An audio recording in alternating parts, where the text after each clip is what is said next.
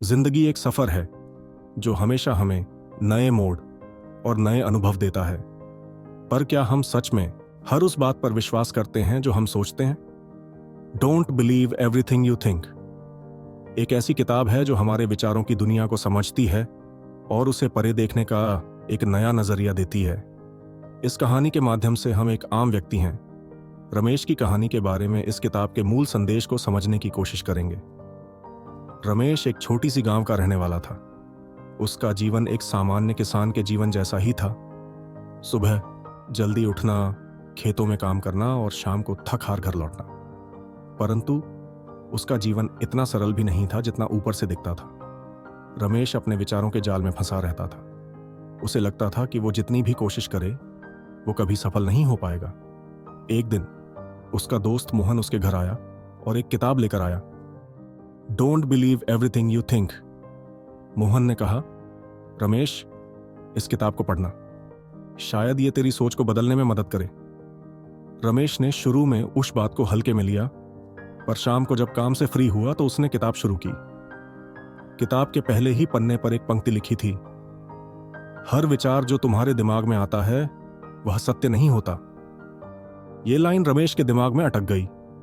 उसने सोचा, क्या यह सच है? मेरे दिमाग में जो विचार आते हैं, क्या उनका सच से कोई लेना देना नहीं है? रमेश अपनी जिंदगी के अलग अलग पल याद करने लगा।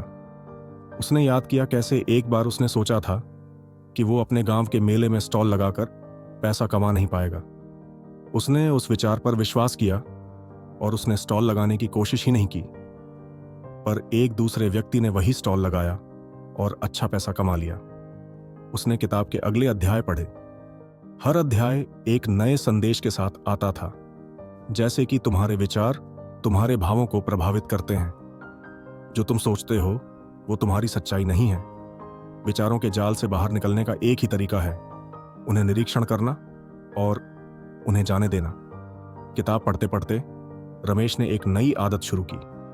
वो अपने विचारों को लिखने लगा।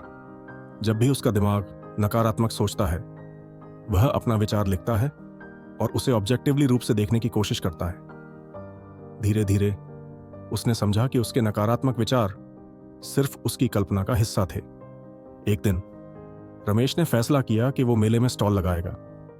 उसने सब डर और असफलता के विचारों को दूर रखा। मेला खत्म होने के बाद उसने देखा कि उसने जो पैसा कमाया था वो उसकी उम्मीद से ज्यादा था। उस दिन उसने समझा कि विचार अगर रोकते हैं तो विचार ही आगे बढ़ने में मदद भी करते हैं, अगर उन्हें ठीक से समझा जाए।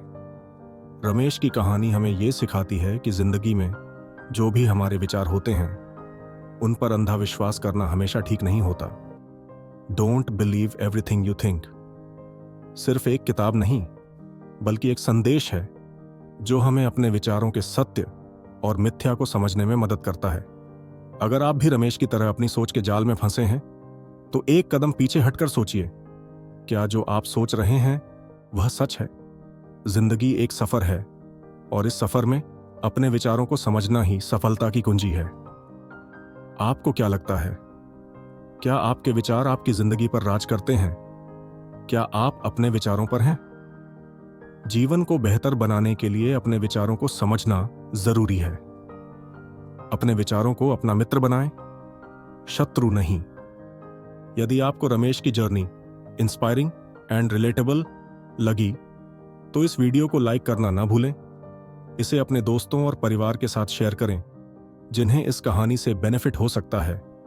और सबसे महत्वपूर्ण बात, ऐसी और थॉटफुल कहानियों के लिए हमारे चैनल को सब्सक्राइब करें। हमारे लेटेस्ट वीडियो से अपडेट रहने के लिए बेल आइकन दबाएं। देखने के लिए धन्यवाद और याद रखें, आप जो कुछ भी सोचते हैं उस पर विश्वास न करें।